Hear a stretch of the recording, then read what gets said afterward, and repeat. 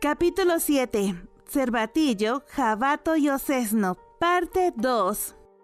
A la mañana siguiente, los aldeanos despertaron a Mao Mao y a las demás golpeando la puerta. «Oigan, ustedes son doctoras, ¿verdad? ¡Vengan rápido!» Era el cazador que las había guiado a la casa vacía el día anterior. Preguntándose qué estaría pasando, Mao Mao se incorporó mientras se frotaba los ojos somnolientos. «¿En qué podemos ayudarle?» Changsha, la más joven, fue quien acudió a responder. Yao, por su parte, miraba ausente hacia el techo. Mientras tanto, Mao Mao se vistió en un abrir y cerrar de ojos. «Alguien enfermó, por favor, vengan a verlo». Changsha se volvió hacia Mao Mao, como buscando instrucciones. ¿Cuáles son los síntomas del paciente? ¿Qué edad tiene y cuál es su sexo? Mao Mao se echó encima un abrigo grueso y alcanzó a Changsha en la puerta. «Es mi hijo, apenas tiene 5 años. Lleva con dolor de cabeza y vómitos desde anoche. Guíenos, por favor». Mao Mao decidió adelantarse con él, indicándoles a las otras dos que terminaran de vestirse y la alcanzaran después. ¿No sería mejor pedirle ayuda a los otros oficiales médicos en lugar de a nosotras?, preguntó Mao Mao en el camino. «Ya se los dije a ellos, pero se negaron. Me dijeron que sería mejor pedírselo a ustedes». «Ya veo». El médico Wang Wan seguramente habría aceptado el encargo, pero era probable que siguiera profundamente dormido. Era fácil deducir que algún otro oficial médico, con los aires de grandeza por las nubes, había respondido por su cuenta para quitárselo de encima. «Es esta casa».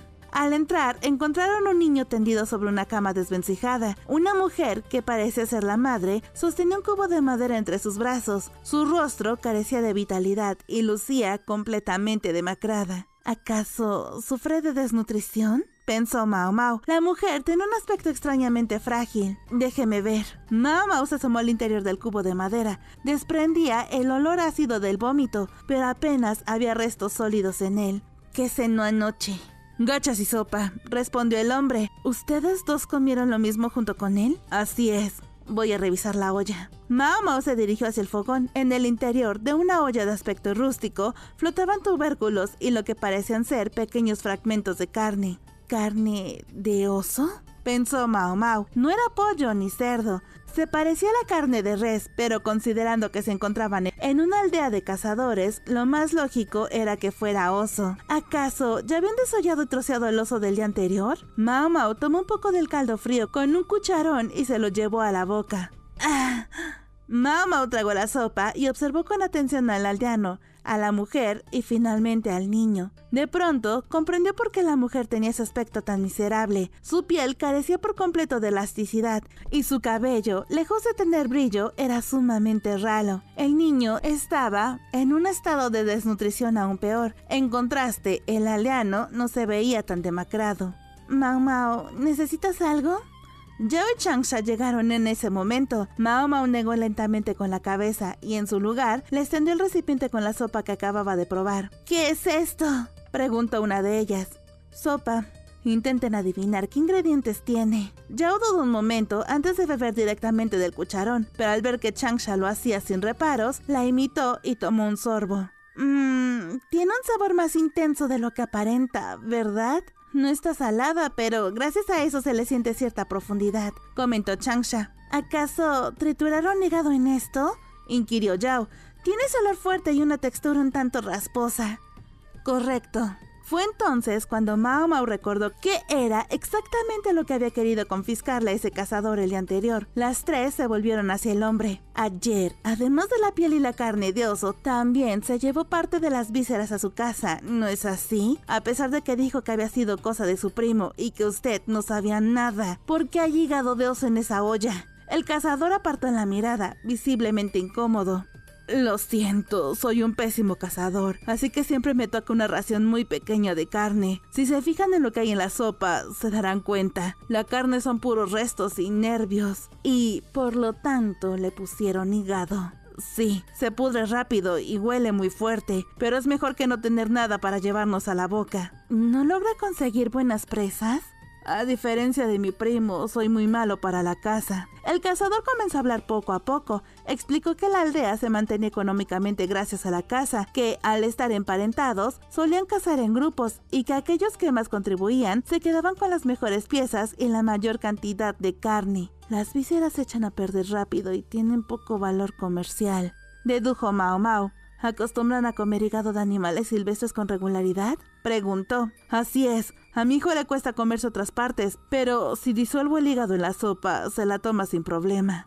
Mao Mao asintió, comprendiéndolo todo al fin, y Changsha, por su parte, la miraba con total desconcierto. Ya sé qué está causando la enfermedad. Seguramente es el hígado de oso. Mao Mao señaló la olla en el fogón. Espera un momento. Eso es algo que comemos todos los días. ¿Por qué nos enfermaríamos ahora? Yao y Changsha también la miraban, esperando una explicación. El hígado de oso contiene muchísimos nutrientes, pero ¿sabían que consumir demasiados nutrientes también puede ser perjudicial? Es algo que se escucha a menudo, respondió Changsha. En pequeñas cantidades es nutritivo, pero en exceso se convierte en veneno. Lo mismo ocurre con el hígado de oso. Normalmente, comerlo 1 o 2 veces no provocaría síntomas de enfermedad. Pero, ¿qué pasa si se consume en exceso todos los días durante un largo periodo de tiempo? ¿No creen que se acumularía en el cuerpo? Mao Mao miró a la demacrada esposa del cazador. Con el cabello ralo y la piel áspera, se veía extrañamente envejecida. Un ejemplo que conozco bien es el consumo excesivo de anguila. La anguila es muy nutritiva y excelente para dar energía, pero he escuchado que comerla en exceso puede causar daños severos. Hablando de eso, Yao levantó la mano. Hace tiempo escuché algo similar de Enen. Contó que en unas lejanas tierras del norte, la gente se intoxicaba tras comer vísceras de oso, considerándolas un manjar. Siempre creí que la carne se había echado a perder y por eso les daba intoxicación alimentaria, pero... Mao Mao escuchaba con atención, asintiendo para sí misma. Definitivamente iba a pedirle a Enen los detalles de esa historia en cuanto regresaran. Pero si yo también he comido lo mismo todos los días, porque a mí no me ha pasado nada, cuestionó el cazador. Seguramente se debe a una simple cuestión de tamaño corporal y resistencia, respondió Mao Mao. En el futuro, lo mejor será que reduzcan la cantidad de hígado de animal que consumen y esfuércense por tener más éxito en sus cacerías. Sonaba duro, pero era lo único que Mao Mao podía decirle. Y otra cosa. Mao Mao pasó la mirada por toda la zona de la cocina. ¿No venía también la vesícula biliar pegada al hígado? Si te refieres a eso... El cazador señaló con disimulo hacia el gesto de basura. Lo tiré. ¡Pero qué desperdicio! Más que ser malo para la caza, aquel hombre ni siquiera comprendía el valor de las cosas. Mao Mao se apresuró a destapar el cesto de la basura y empezó a hurgar desesperadamente en su interior. ¡Qué asco! ¡No hagas eso!, le gritaron. Yo lo regañó indignada, pero Mao Mao le ignoró por completo y siguió buscando. ¡Bilis de oso! Con restos de verduras pegados en la cabeza, Mao Mao alzó triunfante la viscosa vesícula biliar del animal. Osito, osito, pequeño osito, bebe mucha leche, come tus bellotas. Cuando seas grande iremos muy lejos. Osito, osito, pequeño osito. Al regresar a la oficina médica de la corte, una melodía la recibió. Era Tianyu quien cantaba. ¡Oh, bienvenidas! Ya regresamos. Para Mao Mao, procesar la vesícula biliar que acababa de conseguir era muchísimo más importante que prestarle atención a la canción de Tianyu. Sin embargo, él no dudó en dirigirle la palabra. Esa es la tercera estrofa de la canción que te mencioné la otra vez. Sí, la acabo de escuchar. Mao Mao buscaba un lugar adecuado para poner a secar la vesícula, la cual ya había limpiado meticulosamente. Te había dicho que la letra trataba sobre huir de un oso, pero resulta que cambia dependiendo de la región. Continuó Tianyu. Acabo de cantar la otra versión de la canción. Ajá. Mao Mao le respondió mecánicamente, sin detener el movimiento de sus manos.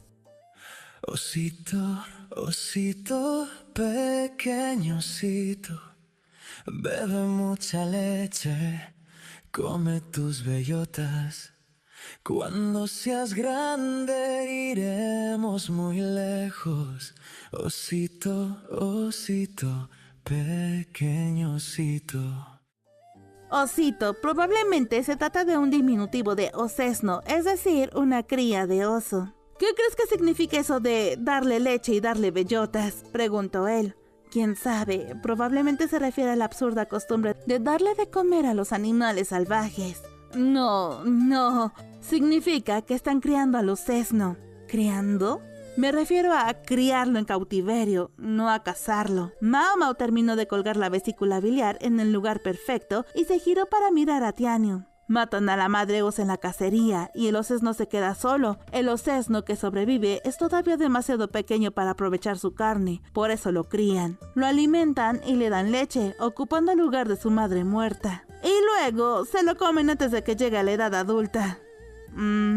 Porque los osos, dejando de lado cuando son cachorros, dan mucho miedo cuando crecen. ¿Y hay algún remate para esta historia? Mao Mao tocó la vesícula biliar que había colgado, acariciándola suavemente. No hay remate, simplemente recordé que los osos a veces devoran a las personas y otras veces son las personas quienes los devoran a ellos. Ya veo. Para la próxima, te encargo una historia más interesante, por favor. Qué lástima que te haya parecido aburrida. Tianyu abrió los brazos en un gesto exagerado y se marchó. ¿Comer o ser comido? ¿Acaso Tianyu solo quería soltarle un comentario sarcástico? Seguramente iba a la perfección con su personalidad.